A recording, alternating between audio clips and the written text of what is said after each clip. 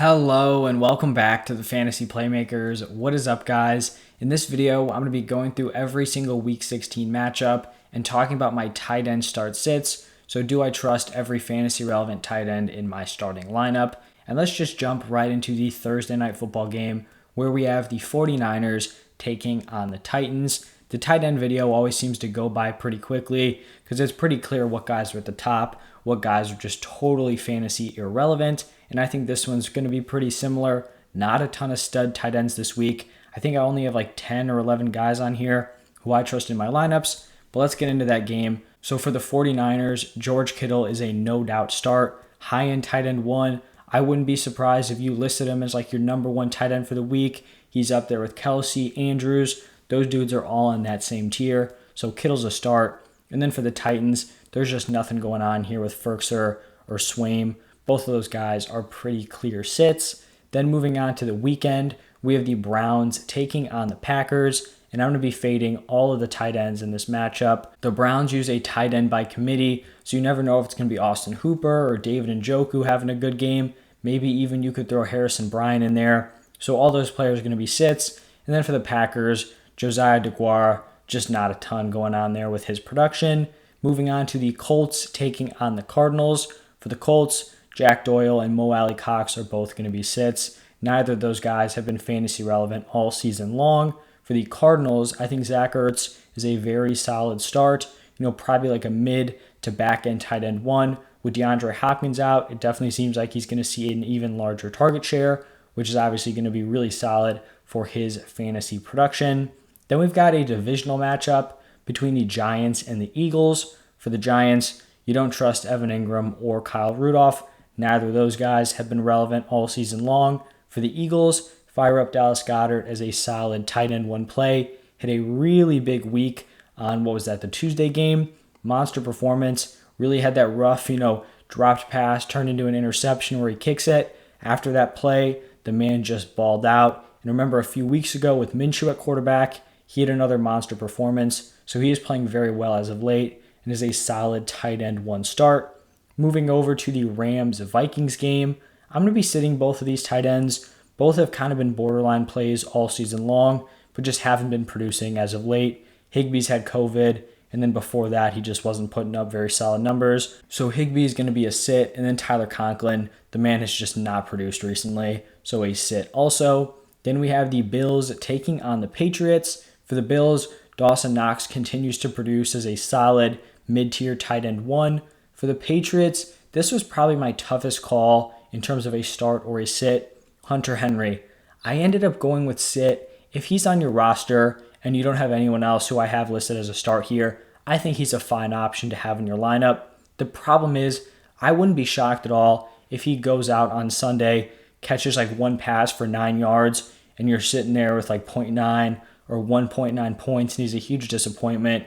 We know he's very touchdown dependent, and he really hasn't seen volume in a game before last week. Maybe that carries over. Maybe it doesn't. I just don't want to rely on someone who I don't think has a solid target share. So he is going to be a sit. But like I mentioned, not the worst play. We've got another divisional matchup between the Buccaneers and the Panthers. For the Bucs, Rob Gronkowski had a rough game. 2 receptions on 11 targets. I think he dropped at least 3 passes. Just a really rough, out of character game for Gronk. I think he bounces back and is a mid to high end tight end one, and they're really going to need him. He's going to be an integral part of that offense with all the injuries they are dealing with. On the other side with the Panthers, there's just nothing going on at that position. Tommy Tremble is definitely not startable. Nothing going on in this next matchup between the Jaguars and the Jets. I guess if you're in a really deep league, James O'Shaughnessy could be a potential start. But in normal sized leagues, I don't even think he should be rostered. Same thing with Brian Griffin. Both of those guys are sits. Now moving over to the Lions-Falcons matchup. Ever since TJ Hawkinson went down, there's no one else on this team who's going to be producing at a fantasy relevant level. So Shane Zylstra, I think is his name. He's a pretty clear sit. For the Falcons, continue to fire up Kyle Pitts as like a mid to back end tight end one. He's getting the volume. He really just needs to get into the end zone. Hopefully that happens before the end of the season, but who really knows? In this Chargers-Texans game, sitting both of these tight ends, Jared Cook just hasn't had a ton of consistency. Same thing with Brevin Jordan. Just not going to be getting the opportunities this season. Moving over to the Ravens-Bengals game. For the Ravens, this one's pretty clear-cut. Mark Andrews locked in high-end tight end 1. For the Bengals, Uzama just hasn't had a huge role. He's had a few big games, but no consistency there, which is going to make him a sit. In this Bears-Seahawks game, I could see an argument for Cole Kmet being a start, especially if Allen Robinson is out. The problem is there's just not a ton of touchdown upside on this offense. I don't really know if I want to rely on like a 6 for 60 performance to get that fantasy return. So he is going to be a sit, but not the worst play if you're in deeper leagues, or maybe you're just kind of struggling at the tight end position. And then for the Seahawks, Gerald Everett continues to be involved, but when this offense isn't clicking, it still just makes me not really trust him in my lineups. I think this is the first matchup where I'm starting both tight ends. The Steelers are taking on the Chiefs. You continue to fire up Freiermuth as a mid to back end tight end 1, a really solid red zone threat. And then for the Chiefs, Travis Kelce right now is on the COVID list. Obviously this is if he's playing, you're starting him. Pretty obvious there. If he doesn't play, you're not trying to mess around with any of the backups. But with the NFL's new COVID protocols, it does seem like it's easier for vaccinated players to come back earlier. So I do think Kelce has a chance to play this weekend. Moving on to the Broncos Raiders game, sitting Noah Fant. Just can't trust any of those weapons except for Javonte Williams and Melvin Gordon. For the Raiders, I'm starting Darren Waller. Hopefully he's able to make his return. He's my starting tight end in one of my bigger leagues, so I would definitely like him out on the field.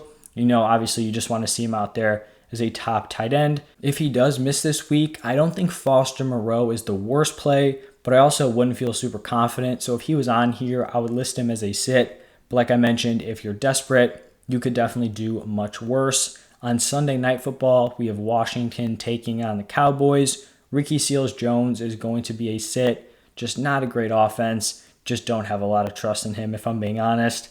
And then for the Cowboys, Dalton Schultz, mid-tier tight end 1. I didn't know if he'd be able to have a solid floor and ceiling with all three of those wide receivers playing together. Amari Cooper, CeeDee Lamb, and Michael Gallup. The man just continues to produce and is honestly kind of taking away the ceiling of some of those other wide receivers. So it's kind of worked in a opposite way from what I expected. But he is a very solid mid-tier tight end 1 play for the rest of the season. And then in the final matchup of the week, Monday Night Football, we have the Dolphins taking on the Saints.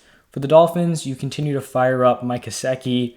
It's like a mid to back end tight end 1. Hasn't had one of those boom games in a while, but it really could happen at any moment. And then for the Saints, Adam Troutman, I think he just got placed on the COVID list, was coming off of IR also, played against the Bucs but didn't do anything. You just got to fade the Saints tight end position, whether it's Troutman or Juwan Johnson.